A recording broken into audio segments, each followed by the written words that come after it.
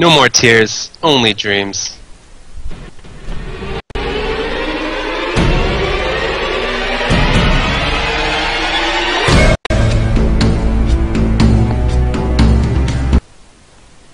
Hello everyone and welcome to episode 4 of Esports Canada TV, a very special episode indeed. My name is John Quinn. You can find me on Twitter at QuinnOfTheNet, and I'm joined by my two co-hosts, ESC.Songers and ESC.Jovian. Hey guys, what's up? But we are also joined by our very, very special guest this evening. You may recognize him from MLG. This is Clutch. Clutch, how's it going? It's going fantastic. Thanks for having me on the show. No problem. Thanks for joining. Yeah, basically what we're going to do tonight, we're going to have our interview with Clutch for the first half, and then we're going to get into our regularly scheduled programming, covering things that are going on in the scene this week. Of course, WCS Europe just finished over the weekend, and it was a fantastic event, so we'll have a bit to say about that, and hopefully Clutch can talk about that as well. So thank you, Clutch, for being here, and we'll get started. First of all, Clutch, how's your weekend? How's everything going? It was good. Spent a lot of it watching the StarCraft 2 World Championship Series European Finals, which was a blast. Big congratulations to Stefano. And also been playing some Guild Wars 2 PvP to get a little more acclimated to it. I've been doing some content on YouTube for that game. And there's a bit of a following in the competitive scene that they want to kind of push it towards the esports realm. And so looking at the potential of that, which has been a lot of fun. Nice, nice. Cool. Shifting Gears is your show on Twitch right now. What direction are you planning to go with Shifting Gears? I know as of right now it's kind of StarCraft related only, but is this something you're looking to broaden out and maybe go with Guild Wars on it as well, or is it going to stay kind of a strictly StarCraft show? Well, I've had a lot of StarCraft 2 guests and segments, but this show is about different video games. It's a variety show of different games that are out that are popular or indie-style games, and also I've had a buddy of mine from college. We've talked about movies and how stories are so impactful in films and how that needs to be transferred in video games and kind of the struggles of how to tell a story in the medium of video games and what works in films. So it's been a blast so far of having a lot of different segments and a lot of different stuff to cover, but in a way it kind of hinders my audience because if I just did StarCraft 2, then I would have a big StarCraft 2 audience and it would continue to grow within that realm.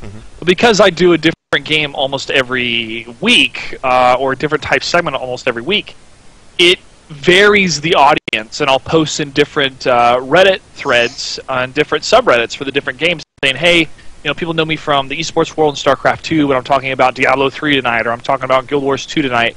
And it's a lot of fun to do because it allows me to cover a lot of different games and what they're doing right in the esports world.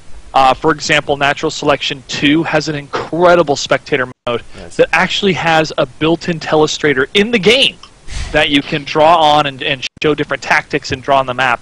And, you know, Dota 2, League of Legends, looking at those different games as well, and seeing kind of what the potential is in the competitive realm, and also showing off the single player because we as gamers love it. So for the future, I still plan to have it be a variety show, and I am going to try to focus some more content as well, maybe not necessarily live, but what I've been doing with Guild Wars 2, showing off just small little guides of how to make your experience better, or what the experience is like playing PvE, and what it's like playing PvP, and here's a hotkey guide. And doing some of those shorter kind of 10-minute videos, and then always keeping Shifting Gears to be a live setting, or straight like film it live, or film it as they say, live to tape in the production world. But if, for example, I need to do an interview and the person can't make it on Tuesday night, then I'll just film them and then show that video live, unedited for the most part, on Shifting Gear. So that's the plan right now. But, of course, you know, plans can change, especially when more money is involved. But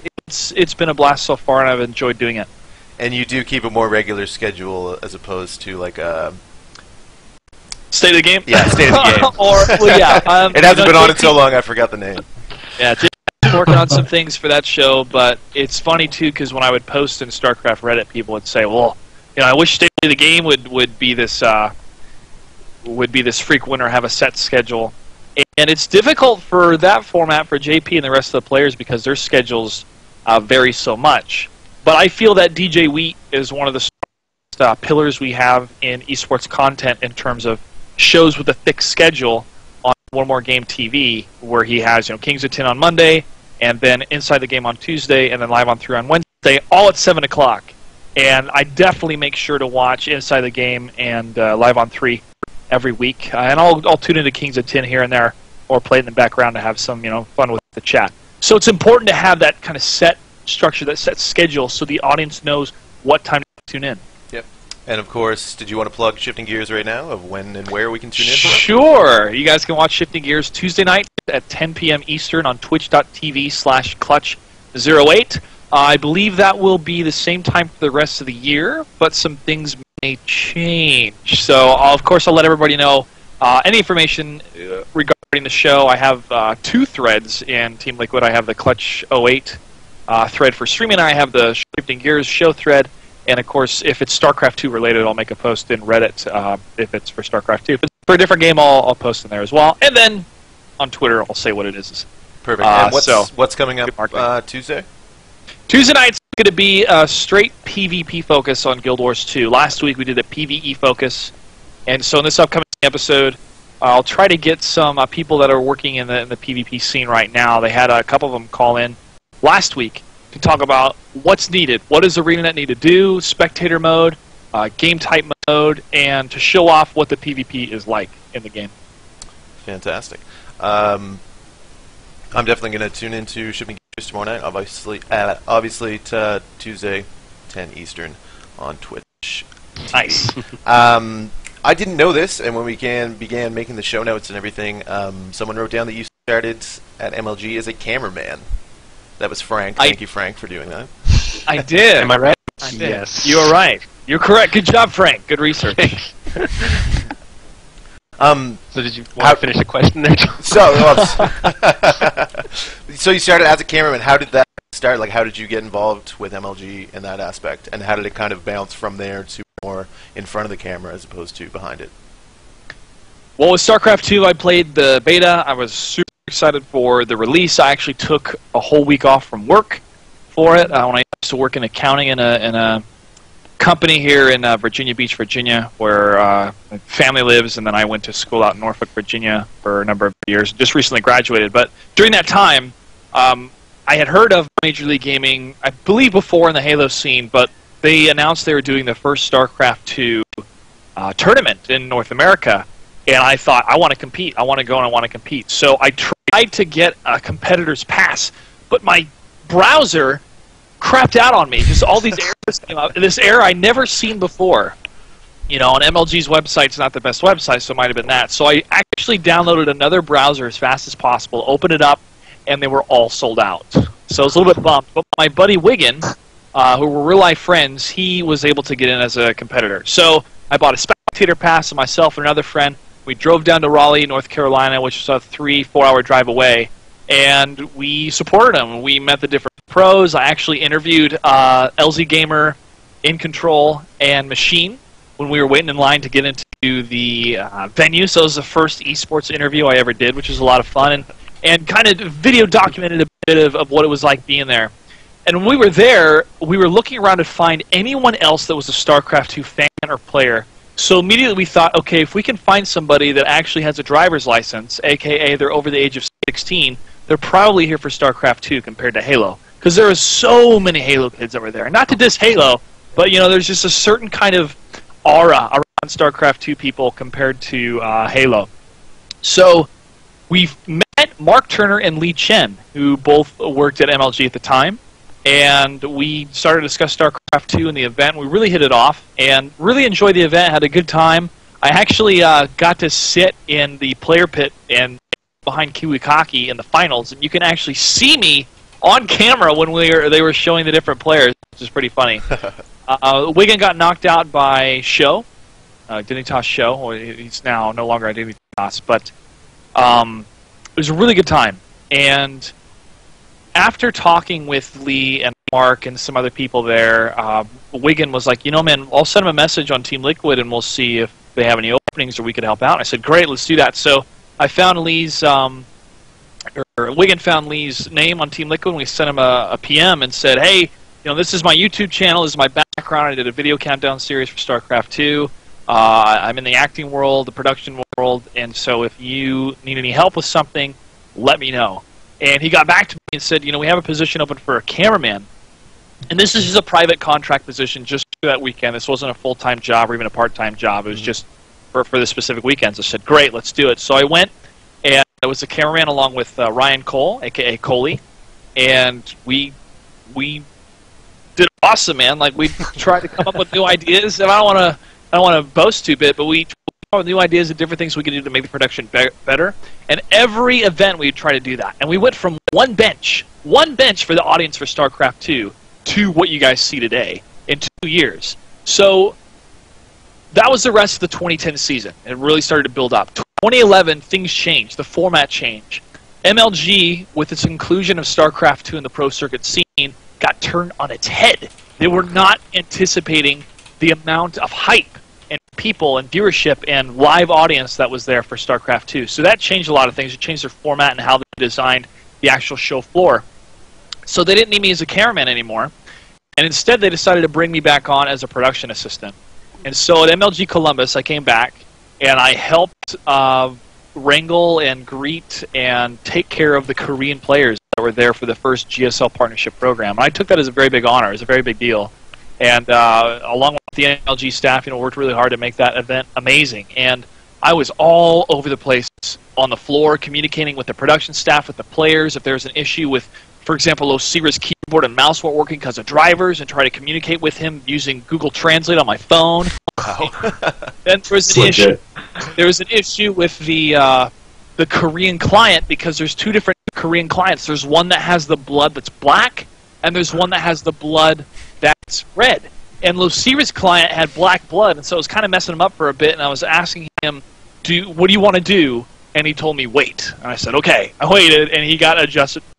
He got adjusted to it, and he was fine after that. So, there was so much that was happening that we had to kind of put out small fires everywhere, and it worked, and it became a wonderful production, and so many people loved it and saw how huge a potential esports can be and how invested MLG was to grow the StarCraft 2 esports scene. So I continued on in that capacity until we all started to realize that, hey, all of the gears are working pretty well here. It's like a well-oiled machine right now. Everybody knows what they need to do from the production side to the admin side.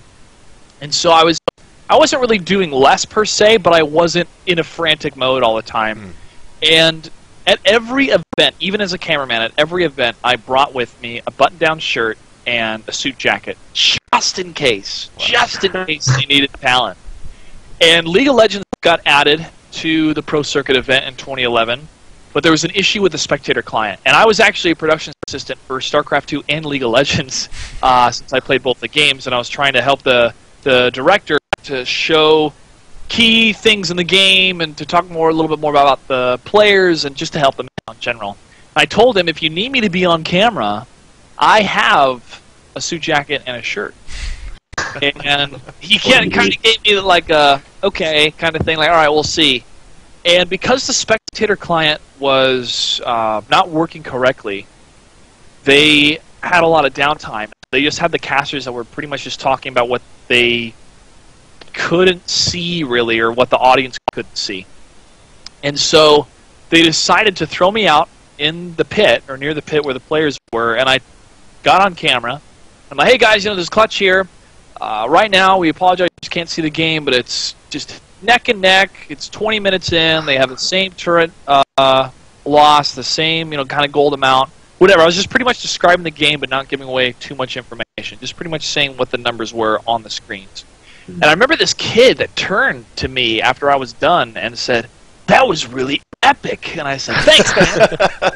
And I went backstage, and Nexi, who was the director of League of Legends, said, "That was really good. That was awesome." And so I think they used me a couple more times. The StarCraft 2 people noticed, want him back. We're going to start using Clutch now. And that's what happened. And then in Orlando, you guys started seeing me in front of the camera doing the full reports and the interviews, and starting to take the main stage, and JP and I shared that hosting position, and then JP moved more into production, and I took over hosting. So that's the history of me going from behind the scenes to in front of the scenes. So the moral of the story is wear a suit to live events, is what you're saying. Or bring your suit jacket just in case. Always be prepared. Awesome. Yeah, just to continue on that the line of your career, most of the community knows that you did have a background in acting, and so I just kind of want to know, how's your training in acting helped you in your role as a StarCraft 2 caster or a host?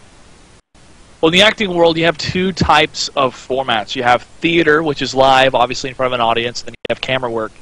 And the techniques are different. Theater, you have to have this energy exude from you that encompasses and incorporates everyone in the house, everyone in the theater. And it could be barely above a whisper to how loud you're talking to a voiced shout or whatever is needed for the character. In camera acting, the energy has to be more internal, and you have to kind of enrapture the camera to you. And with those different techniques, it's funny sometimes to be on stage because I have to have that energy go towards the camera and to this live audience of 20,000 people, you know. Mm-hmm. But in my training, specifically for hosting, a lot of it's, you know, ad lib, or I come up with the questions either off the cuff or I write them down before, and the more prep time I have before the questions, I feel the questions are better, and that's what I've explained to MLG. It's like, hey, if I'm going to do an interview, if you guys want a pregame or postgame, let me know ahead of time so I can come up with that we should have, instead of me going like, what do you think of Heart of the Swarm? You know, that's just stuff we don't need. And they recognize that, and obviously, you know, I got better at it. Understanding that communication is very important to people that you can't see, and I can't see individual faces, but I incorporate all of them, is important in the acting world, and also to have fun. If I'm having fun, everyone watching me is going to be having fun. And I feel those are two big things learning from the acting world, of that presence, of having a good time, smiling, and using that energy to enrapture everyone around you to make the event so special. You know, I don't have memorized monologues. Some of the monologues I do have, though, I memorized in my head before and practiced a couple times, like my little speech about the CASPA players or other things, or, you know, the awards ceremony, my little speech at the end of the thing about Leenock and Dallas and stuff. You know, I have like certain points in my head what I want to say, and then it just flows.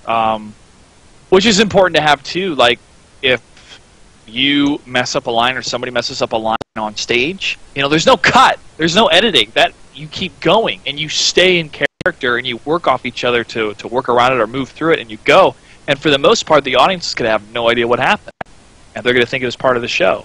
So, you know, if I make a mistake on stage or in front of the camera, which I've done a couple times, and I try to laugh it off and keep going.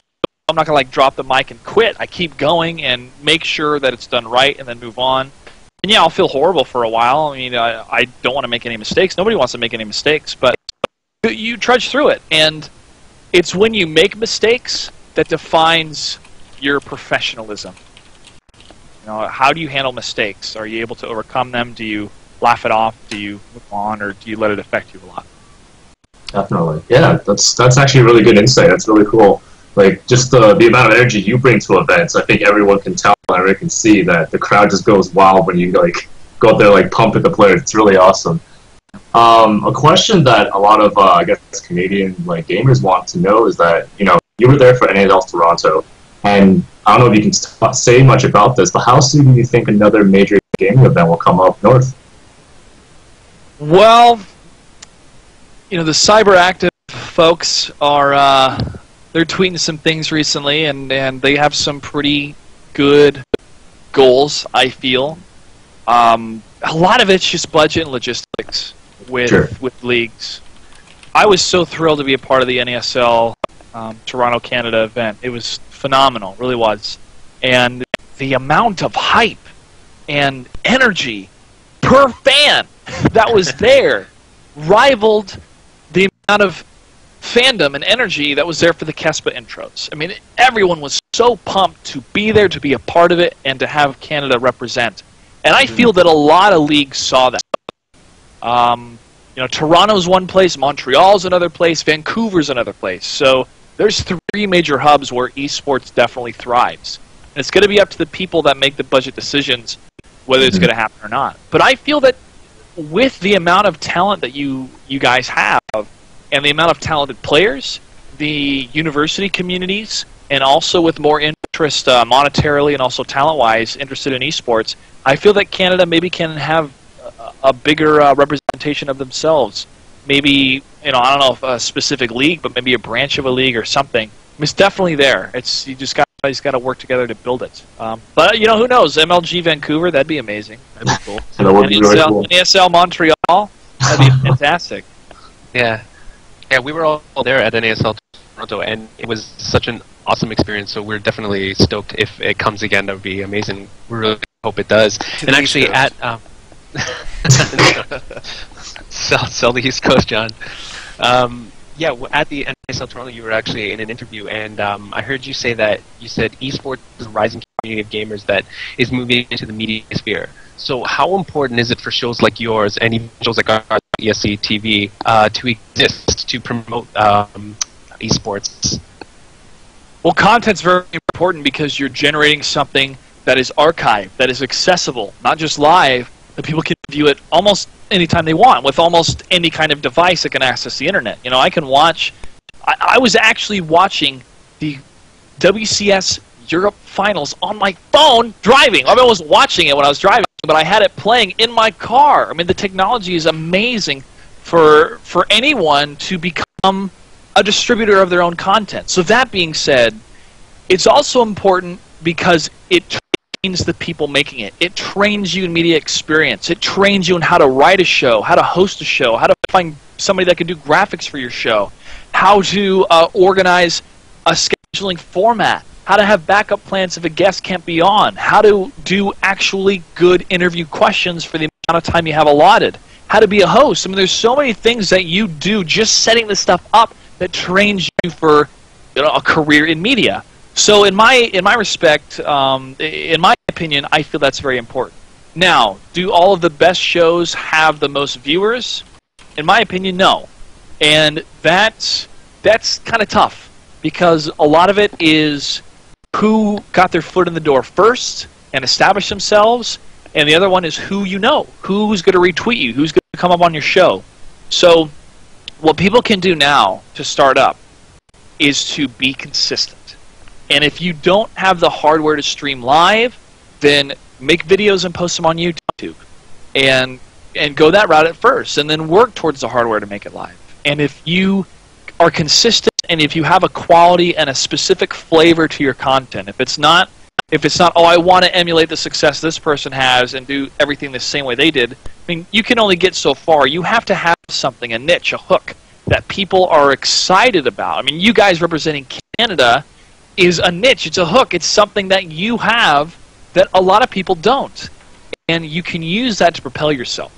And, of course, you have to look at budgeting and marketing and seeing if you can help sponsor a tournament, a local tournament or an online tournament to get your name out there, to get your show out there.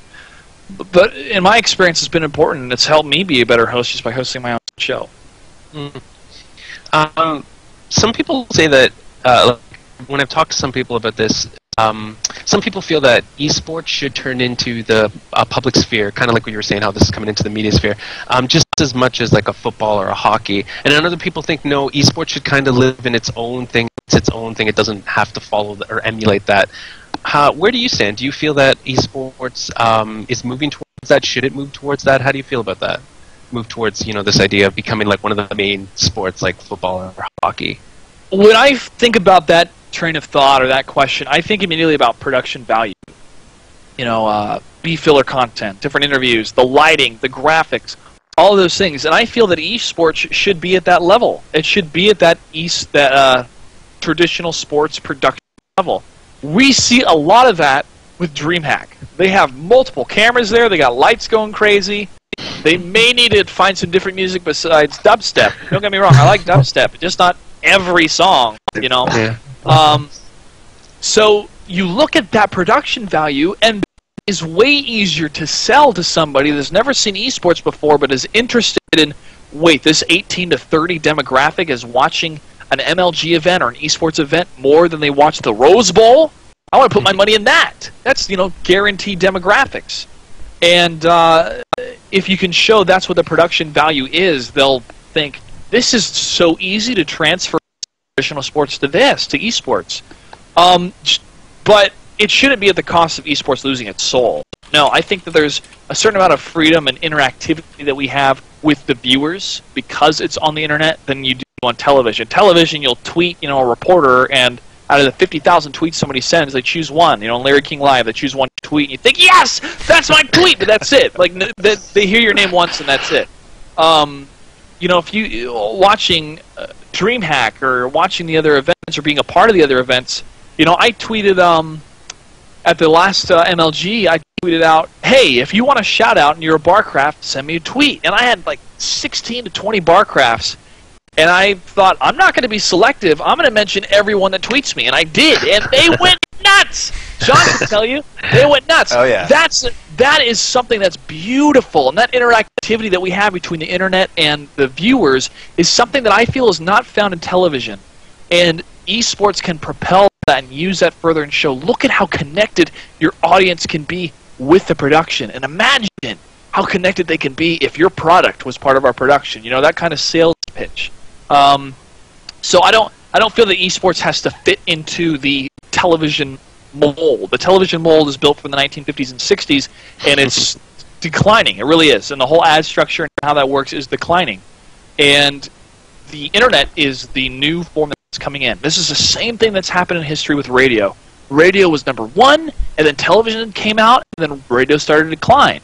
And now television was number one, and here comes the internet, and the internet is starting to become number one. Television is starting to decline. I feel that there are some advantages of being on television, such as you're in the living room, and you can put it on the living room. You can go to the channel compared to having a tech-savvy son or something set it up for you in the living room.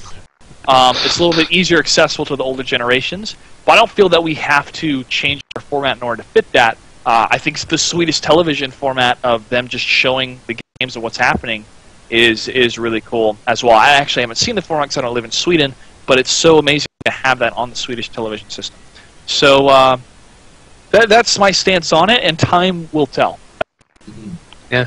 Yeah. Well said. There was rumors, and I had a bet with a friend that he kept saying MLG would be on TV by the end of the year, but then Sundance kind of shot down. I think it was like a Forbes article that said it was making a deal that they were going to be on TV pretty much in the fall.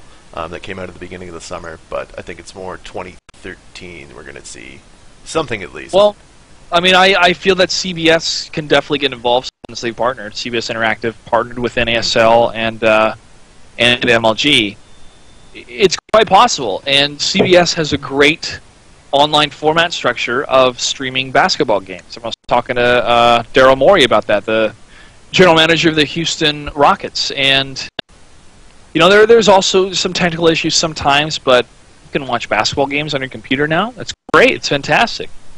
So it's great to have a big media corporation behind it. Now, of course, they might have different interests in terms of sales and whatnot. But to have someone that's experienced in the media and can help with ad sales is important because you can reach a lot of mainstream advertisers. And that's what fuels a lot of the content we have sports-wise on television. And I feel it can definitely move into the internet world with esports. Into some of kind of the standard questions we ask most of our guests. Favorite players right now, both maybe North American, Europe, or Korean, or maybe just top three overall. Usually like to pick one from each race. One from each race? Yeah. No random. Well, Stefano is mine from Zerg. Protoss, I will say Grubby. And Terran, MMA. Even though we haven't seen MMA do a whole lot recently, he, to me, seeing just his bio win against Mech was one of the coolest things I've ever seen in the esports world. So, yeah, if I just had to choose one. Who do you see as breakout stars coming up, maybe as 2012 ends and into the 2013 season? These European players like Vortex, who did amazing. He won second place. And a lot of the players in the European scene we don't see as much because they don't travel as much to America compared to the Korean players who we see more. And of course, GSL, we get to see these players and their storylines. And with the ESL or other leagues, we don't see as much. At least from me, I don't see as much. So I was always entertained and enlightened by watching Rotterdam's segments on NASL last season about talking about the European scene and these European players. So I feel that we'll start to see more European stars and more Europeans in the GSL. I mean, we've seen Naniwa, we've seen Mana, and I think we're going to see some more.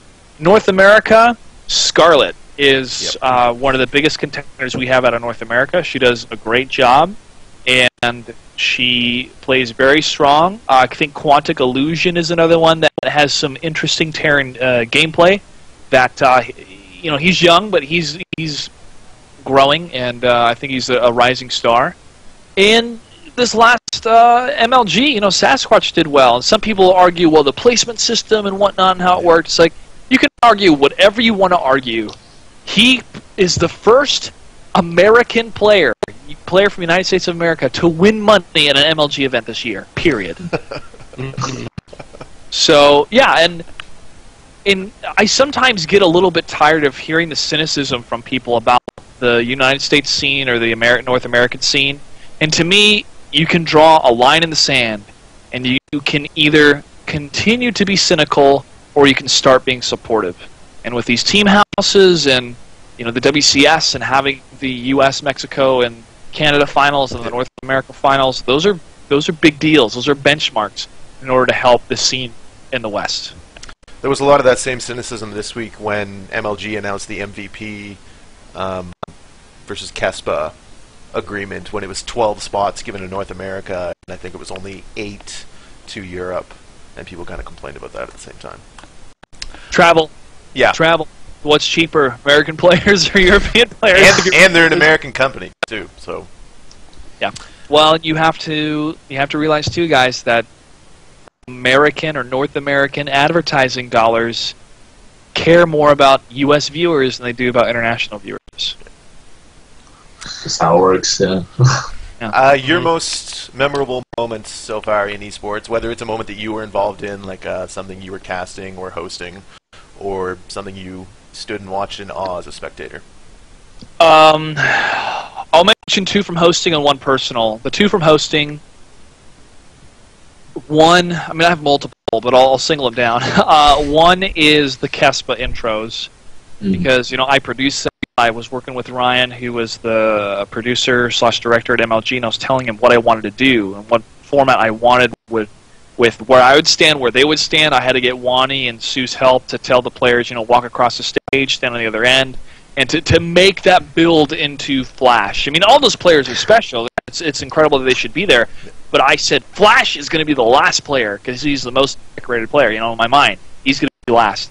And it just works so perfectly, I mean, JP and Wani were backstage, and they were saying, okay, Clutch, they're going to say something, this Fantasy's going to say something in English. I was like, okay, cool.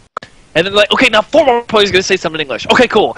And then that's all I knew, and then I think I pretty much planned on all of them saying something in English if they went for the microphone or if they stood next to me.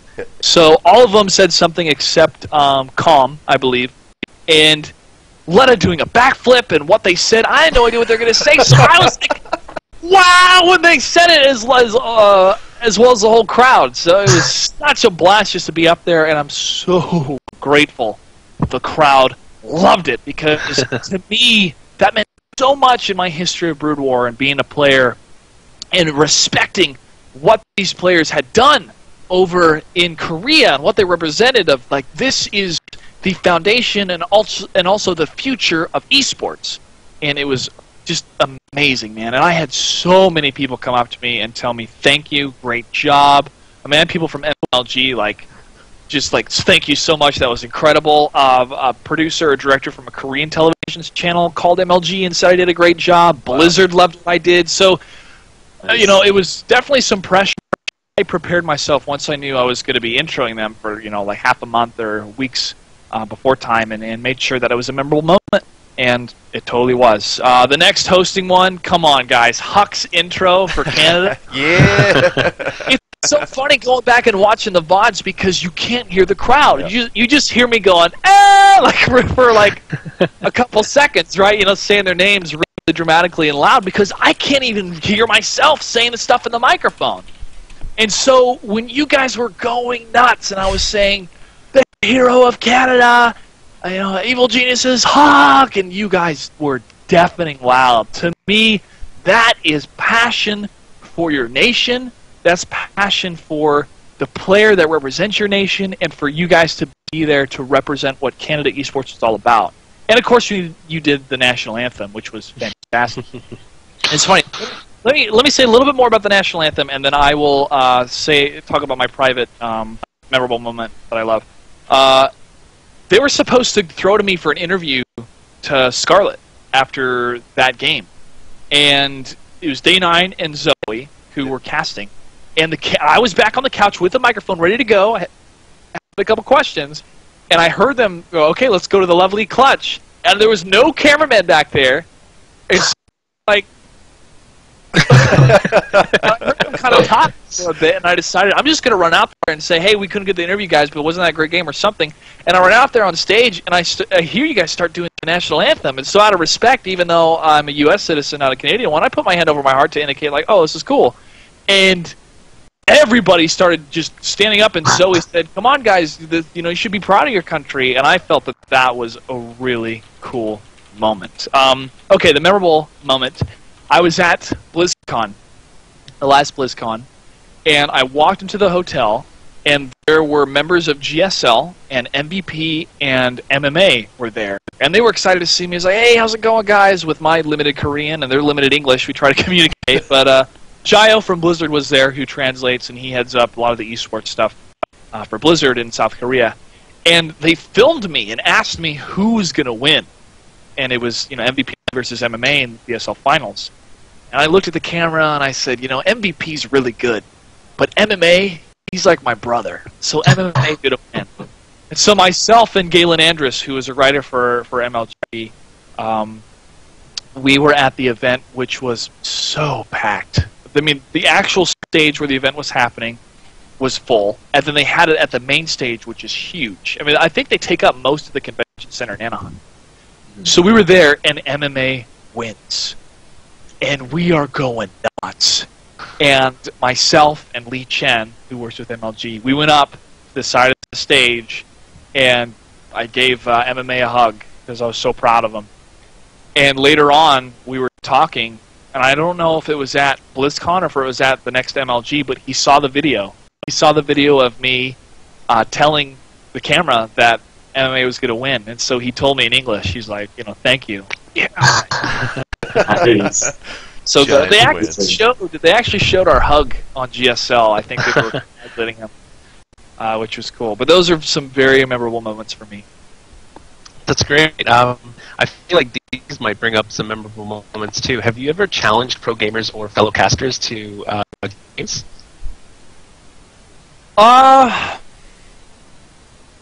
I guess Not like one-on-ones. We've done 2v2s. When I did the Dr. Pepper host for MLG, we do 2v2s, like myself and a community member versus one of the analysts or one of the players we had with us. I'd love to play a 1v1 with somebody, a caster or somebody else. What is your current rank and race? The highest I've ever been was Diamond, but I'm in Platinum right now, and I play Terran. Under the name Clutch? Under the name Clutch, yeah. So people are like, "Is this a real Clutch?" Like, yeah, prove it. Like, all right. They name on Twitter, they do it, and they freak out like, "Oh, Clutch, man!" And I lost, or I won. Yeah, it was cool. It's fun. Awesome. Yeah, so that's good. You do challenge them. I was just thinking that there'd be more of these epic battles that you guys would just do in the background and just for fun. Because we saw it in ASL, a lot of the players were just challenging each other to see who would pay for lunch and stuff, so yeah, kind of assumed the casters did it too. Yeah, that'd be fun, but during weekend events, there's no time to do that. We're working the whole event, so between we have different schedules and stuff, but maybe I'll have somebody on and shifting gears and challenge them to a 1v1 tournament or something. Yeah. Watch Clutch get stomped. That's your new show. That's your Wednesday night Clutch show. stomp, yeah. Clutch stomp. Yeah, I actually want to move into. I haven't got my Heart of the Swarm beta access yet, but don't worry. people at Blizzard are like, don't worry, you'll get in like next week. So, okay, cool. But I really want to just have like the first 6 minutes of like what to do the first 6 minutes of the game. Just make some video content for some people that like, I really like this game. It's really cool, but I just don't know what to do for the first 6 minutes. I was like, sometimes, man, me either. Like, I didn't think it was built, and certain scouting information I get, and I start to get not confused, but I think too much, or I think I over-strategize, and that's one of the issues I have. So I have to think, okay, if I have this at this minute, if I have this at this minute, what do I do? And to turn that to more of a natural flow of thought and how to plan accordingly, and kind of move that on. And Paul and I, we've talked about that stuff a little bit, and there's definitely some room in the education world for StarCraft 2. I feel we'll see, but that's something I want to work more towards Heart of the Swarm, because it's important for me too. As a host and worker in StarCraft 2, to know everything there is really about the game. And I've casted a bit as well. I casted at NASL, which is a lot of fun, and I've done a Playham and casted some MLG matches through the Community Caster program. So I feel that it's important I diversify the portfolio, and I can always feel confident that if they needed me to fill in as a caster for play-by-play, which I feel confident now I could definitely do. Now, analysis, I could, but it definitely would not be on the same level as Axlav or Apollo or even some of the others. So, but my job is hosting. But you always want to kind of make sure that just in case moment to be educated in your field in all aspects is important. We have run super, super late, but I won't complain because this has been amazing so far, so thank you for that. We are going to move into the final stage, which is the Rapid 10 questions. This is going to be 10 skill testing questions for Clutch, and I need you to answer them as quickly as humanly possible. Are you ready, Clutch? I'm ready. Question 1, crunchy or smooth peanut butter? Smooth peanut butter. If I wasn't in esports, I would be... An actor on stage. Favorite theatrical play? Ooh. Player musical. Does musical count? Yes. Phantom of the Opera. Role model?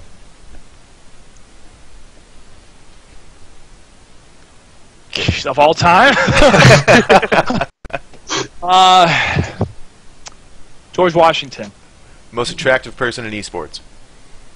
Not yourself. Besides me? Okay.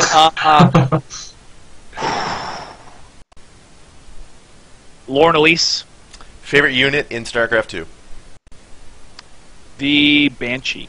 She's a chick. If you could have any superpower, what would it be? The power to get whatever I wished. So you want to be a genie? Yeah. If I had any superpower, it would be flight.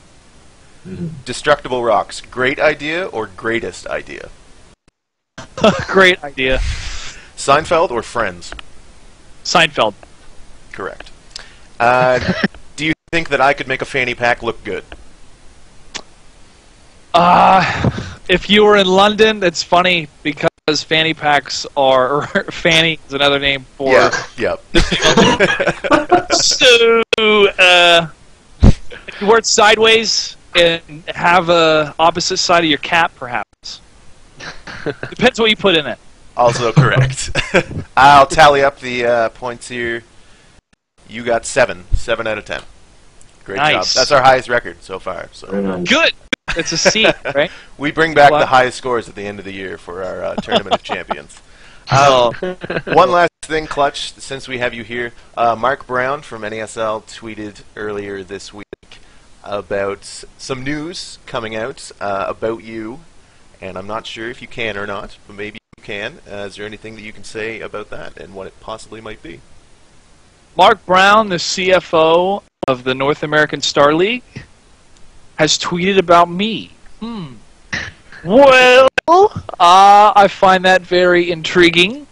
And the only thing I can say is that I feel a call coming from the West. Fantastic. Well, you heard it here first. Thank you very much, Clutch. This has been fantastic. Are there any shout-outs you wanted to give or last-minute comments? I want to thank everyone that's involved in esports now and all those people that want to aspire to work in esports. Guys, it's not an easy road at all, but if you have the tools and the talent and if you work hard and be nice, things will work for you. Maybe not in the most ideal way you thought, but I feel that Providence will start to work in your favor. And big shout out to a lot of people that do it for free still. I mean, John, I've told you many times, thank you so much for what you and the rest of the volunteers did at the NASL Season 3 Finals in Canada. And I will continue to thank you probably for the rest of my life, because there's a lot of people that are so passionate about this, that want this to succeed, that it means more to them than money. And that's how you have things grow legitimately, I feel. And you can follow me on Twitter at Clutch08. Stay tuned for more news about me, hopefully coming out soon. But until then, I plan to be at the Dallas Fall Championship for Major League Gaming in November, and maybe some other events coming up as well. Awesome. Awesome. Perfect. Thank you very much, Clutch. You can follow Clutch on Twitter. His Twitter is on the stream right there. We are going to break, and we'll be back with coverage of WCS Europe and a lot more. Thank you, and we'll be right back.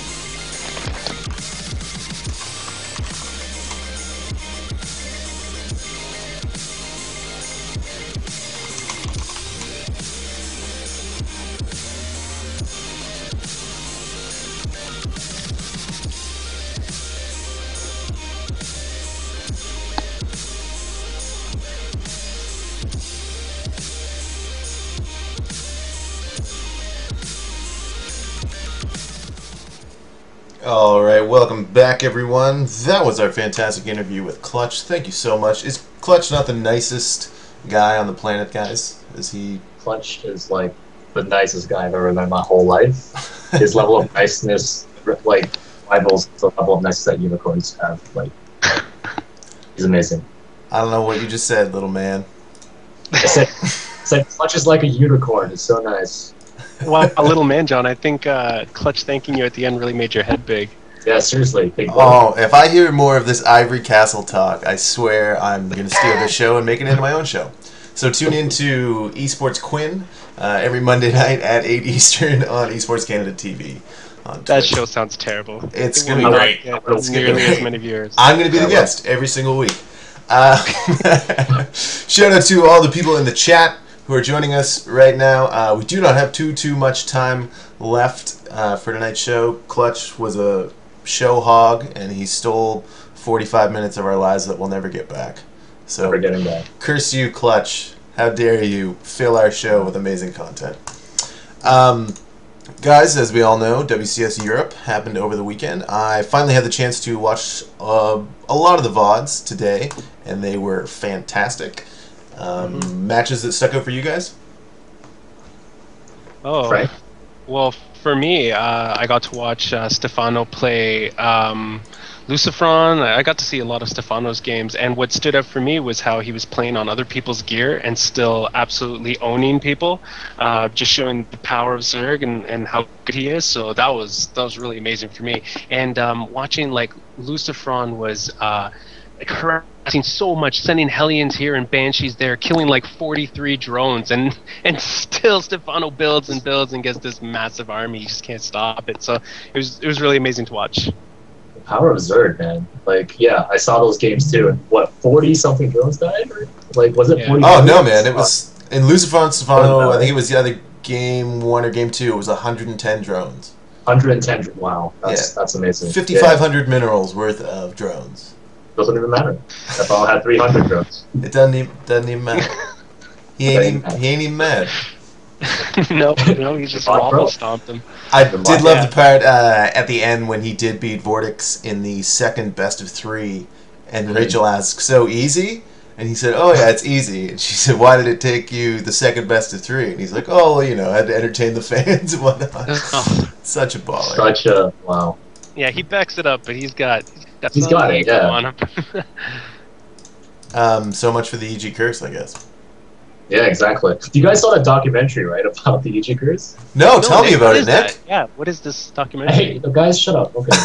You're the only one with your pulse on esports for us. Forget I said anything. I felt like such a scrub because it was like I think it debuted right after our show Monday night, or it may have been Tuesday. Yeah, that's right. Yeah, it was right after. And the last thing I said on the show was like, I don't know, guys. I don't know if he's really going to EG. Like, I think it all might just be hype. Like, I think he might be going to SK. And then within like 45 minutes, it was just the most well-produced esports video of all time announcing his coming to EG.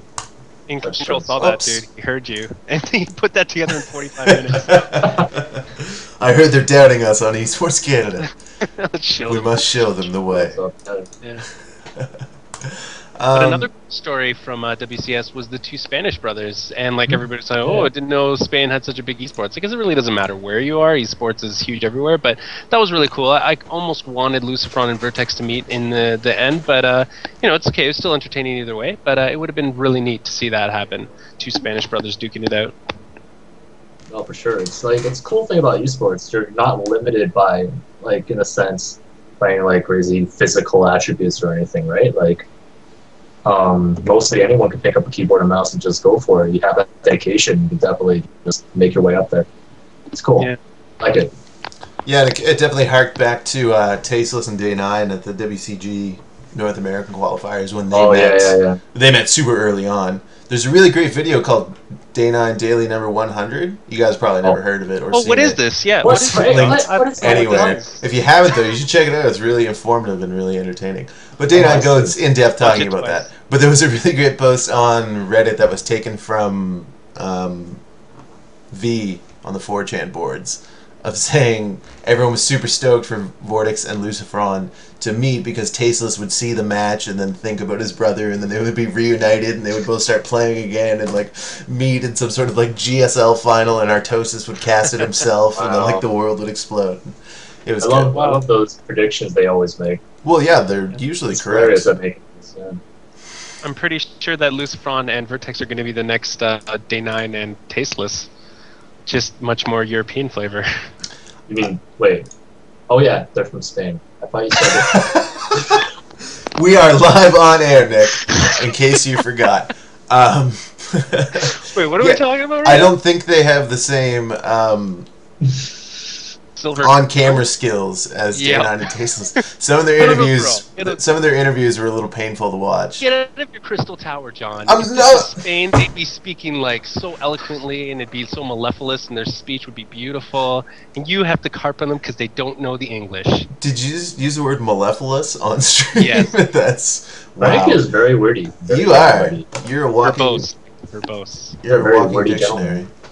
No, but it's just kind of awkward when Rachel is just like so out there and vibrant, and she's like, "Oh my god, that game was amazing, and what do you have to say about it? And how is it facing your brother?" And Vortex is just like, "It's okay." And you're just like, "Oh," but you know, can't let them all. People don't tune in to watch them talk. That's what we're here for. Ministry of Win, guys. And this is semi-Canadian related. Desro right now is in the house, and he's been tweeting and posting a lot on Facebook about the house, and he seems very much excited about it. So that's very good for Desro, because we're always rooting for Desro and the rest of our Canadian pros. There was a bit of drama. I won't get too far into it. Basically, one player didn't want to sign a contract. He thought that there was a lot of weird things going on. He wanted his lawyer to look over the contract before he moved into the Ministry of Win house. Basically, the owner of Ministry of Win said, nope, either sign the contract by this time tonight or you're out. He said no, and they kicked him out. And basically, he wanted his money back. The owner said, no, you didn't sign the contract. There, right? Yeah. Money back for the days he. Yeah, he moved in and he was there for like 5 or 6 days maybe, and it was right at the start of the month, and he was like, listen, I paid for all of September and I moved out the first week. I need my money back. And the owner said, no, you didn't even sign a contract. You have no proof whatsoever. Yeah. And there was a big outlash saying, you know, oh, this guy was a scumbag and I can't believe they treat players like this, and it looks like Ministry of Win's going to be this huge dump now. What's going on? But then Destiny, obviously the center of moral value in the community, came out and said, why would you move there and go and live in the house and then read over the contract? Got him. Yeah. Like, you're going to move all the way to Poland and you're not going to look at the contract and live in this house. Basically, I think the things he had problems with were you couldn't start your own esports team in the next 10 years, or your own esports training house in the next 10 years, and you had to give a certain amount of your streaming revenue to the house.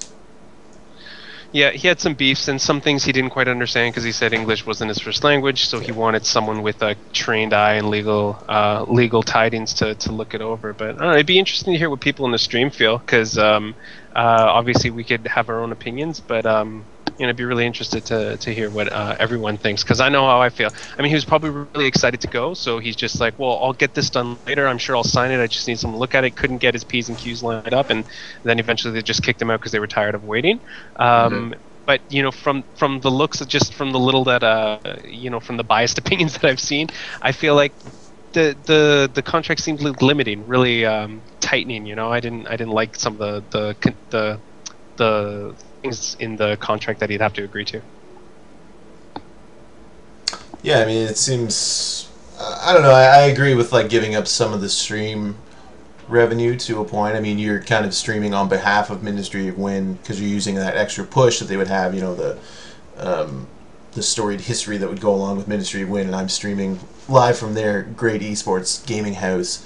So I mean, they do maybe deserve a small percentage of that, but it's still you playing the games, grinding out 12 hours a day and whatnot. And I mean, that is kind of your only source of revenue, and you're paying to be in the house as well. So maybe they shouldn't be garnering your stream revenue. But Digital Native in the chat says, stupid, should always have lawyer look over contracts. I think we should hire for the future. We should hire that guy for Esports Canada. Yeah, some good points going up in stream in the stream chat. Yeah, and I think that's just it. Just what Shotocat said seems to be exactly what I wanted to say, but just better and more concise. Well, he does have the whatever. English. English is. Wow, we are running super late, and we do not have much time left. Just a quick plug to NASL Season 4 started on September 12th, and Huck was on the first broadcast. He faced off against Rhett, and I don't remember who won that. I don't think I watched it. Probably find out if we click on it. No, I don't feel like clicking. He did. He did. Thank you. Says Huck won. Fantastic. Nice. I don't know if they put up the VODs for that yet. Usually they have them on YouTube. If you just go type in NASL Season 4 on YouTube, you will find all of those VODs, and as well my face in the NASL Season 4 commercial. Which, if you've been watching Twitch, it plays all the time, and I keep getting messages from random people saying, like, man, you're in the NASL commercial, and I'm just like, what? Like, I didn't film, like, an NASL commercial, and it's just, like, three frames of my face in behind Alicia walking him down the red carpet. Wow, John, first clutch, now NASL, dude. I'm just saying. John, don't leave us behind, all right? Keep bring us with you. Do you guys want to talk about your date to the mall on the weekend to buy headsets? We can go over that. Later. We'll talk about it next week.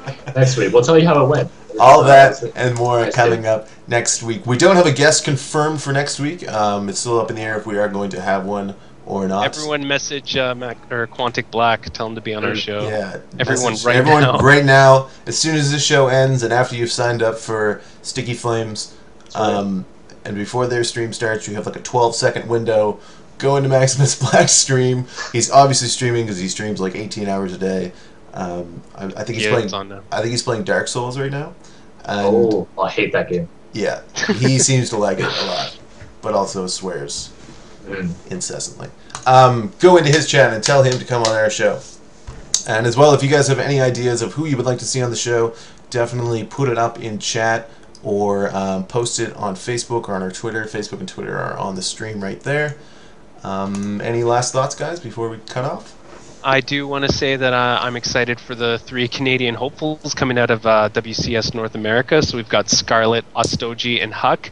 Good luck to the 3 of them. I'm sure Scarlett's going to win it all, but it's pretty awesome to see that 3 out of, how many are there? 9 were Canadians for, like, I think it's Pan North America because there's Mexico in there as well. Yep. So, yeah, that's really good. That's a decent showing. So hopefully it'll get stronger. We'll have more Canadian people heading to these major tournaments.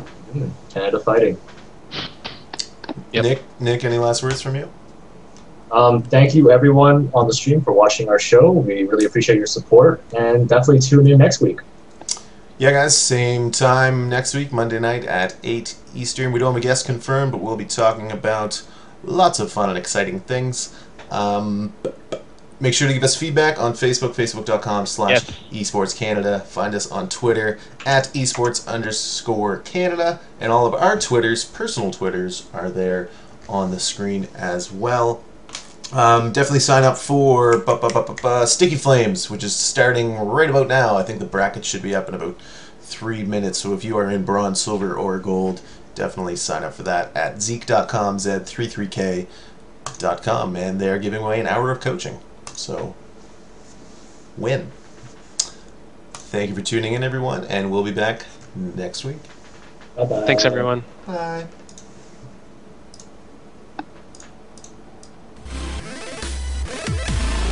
Fresh.